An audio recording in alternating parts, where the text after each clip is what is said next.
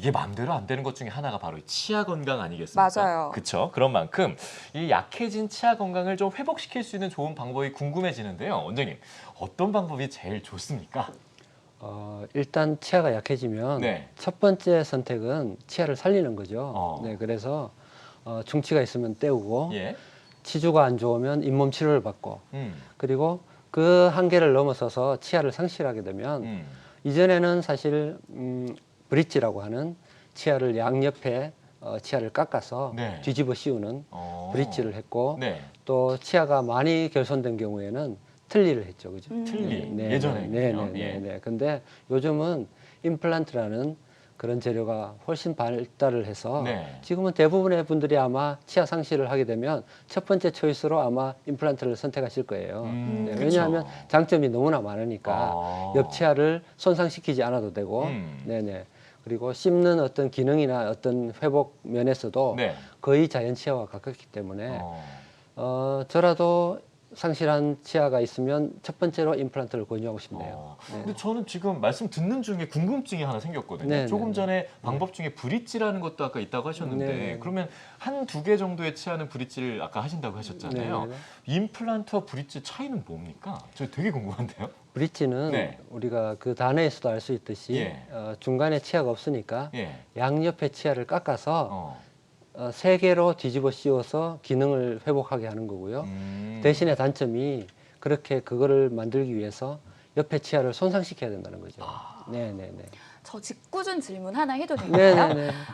그 본인께서도 치료를 선택하시게 된다면 임플란트를 선택하시겠다라고 말씀을 해주셨는데 그러면 네. 혹시 원장님께서도 임플란트를 하셨나요? 네, 받아봤습니다. 네네. 그래서 더더욱 잘 압니다. 그 아. 마음을. 네네네. 그렇다니까 확 갑자기 신뢰가 더 많이 생기는데요. 그러면 그러시군요. 네. 요즘 뭐 이제 그 방법들에 대해서 좀 궁금해져요. 점점 더 임플란트에 네, 대해서. 맞아요. 네. 저 같은 경우는 최근에 치과를 가보고 굉장히 놀랬던 게 네. 디지털화가 많이 진행이 됐더라고요. 임플란트도. 네. 그래서 임플란트의 경우에는 이게 어떻게 진행이 되고 있는지 상당히 궁금해지거든요. 네.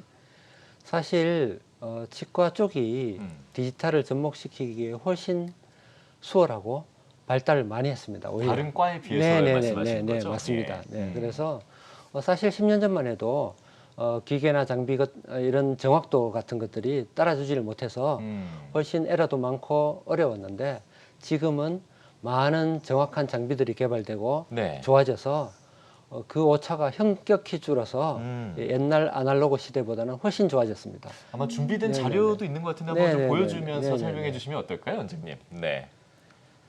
지금 치과 치료에 있어서는 예. 대부분의 치료를 상담부터 보철 마지막 과정까지 디지털화로 진행할 수가 있습니다. 네. 상담은 미리 그 컴퓨터를 이용해서 그 환자분에게 들어갈 치아를 미리 만들어 보는 거죠. 네. 화면에서. 예. 그래서 그걸 직접 보여줄 수도 있고 그리고 가이드라고 해서 임플란트를 식립하는 과정도 디지털화가 되어서 정확한 위치에 식립할 수 있도록 하는 과정이 준비되어 있고요. 한마디로 시뮬레이션이 다 되는 거네요. 그럼요. 네네. 또 어떤 게 장점이 있나요? 보철도 네. 미리 이 컴퓨터 상에서 디자인이 다 됩니다. 예. 그래서 디자인을 쉽게 수정하고 그런 것들이 단시간 내에 가능해졌죠.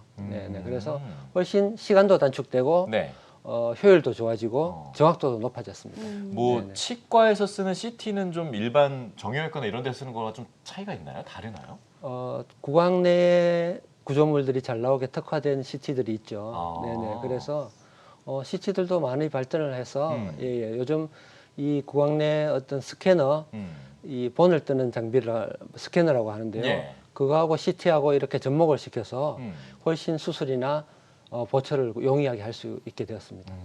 그럼 지금 말씀해 주신 대로 네. 이게 기존에 했던 방법들은 보면 어떻게 좀 감에 의존을 해서 본을 뜨고 이렇게 보는 거였고요. 그렇죠. 지금은 디지털화를 통해서 정확하게 데이터를 토대로 이제 작업을 하게 되는 거잖아요. 미리 작업을 해보는 거죠. 그렇죠. 네네. 그러면 물론 여기까지만 말씀드려도 아마 시청자분들께서 장점이 있겠다 싶으실 텐데 좀 더 정확하게 어떤 장점이 있는지 좀 비교해 주시면 좋을 것 같아요.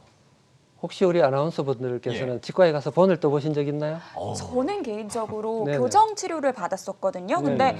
초등학교 때 했었는데 그 본 뜨는 과정이 막 구역질도 나는 것 같고 그렇죠. 굉장히 불편했던 기억이 나요. 네네. 저는 뭐 다른 건 모르겠고 약간 좀 꿉꿉한 냄새 같은 거 났던 그런 기억이 나거든요. 네. 네, 예전에는 디지털화가 되기 전에는 음. 우리가 본 뜨는 재료 하면 이렇게 고무같이 진득진득한 그런 재료들을 입안에 넣고 5분, 10분 이렇게 있었거든요. 예.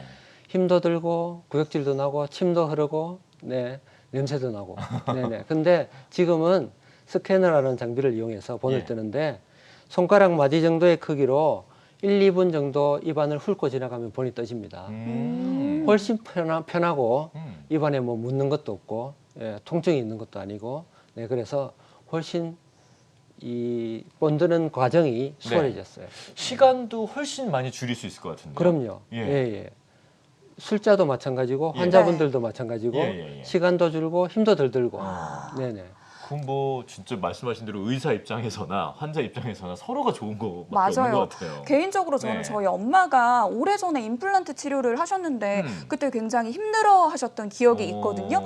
근데 이 디지털 임플란트의 장점을 들어보니까 네. 정확도 면에서도 편의성 면에서도 굉장히 좋다라는 생각이 듭니다. 네. 근데 이게 보철물 제작에도 굉장히 유리하다라는 말씀을 잠깐 해주셨어요. 어떤 점에서 그런가요? 보철물 제작이 왜 유리하냐면요. 미리 그 환자의 구강 상태에 맞는 그 치아가 들어갈 자리에 디자인을 미리 해봅니다. 네. 네, 그래서 그분한테 맞는 최적화된 위치, 최적화된 모양으로 치아를 미리 만들어 보기 때문에 훨씬 이상적인 위치에 치아를 만들 수 있고요.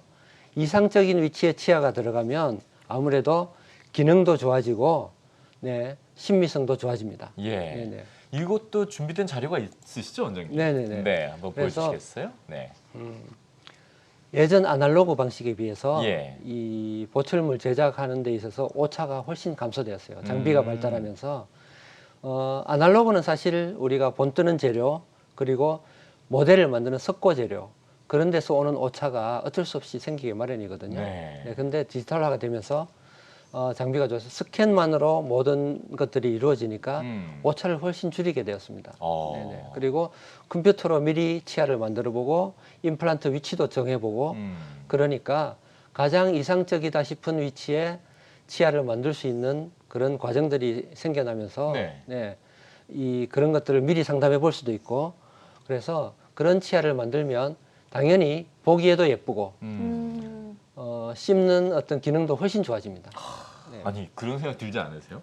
Why not? 이거 왜 안 해요? 이런 생각이 저는 여기까지 듣고 맞아요. 있는데 그런 생각이 들었는데요.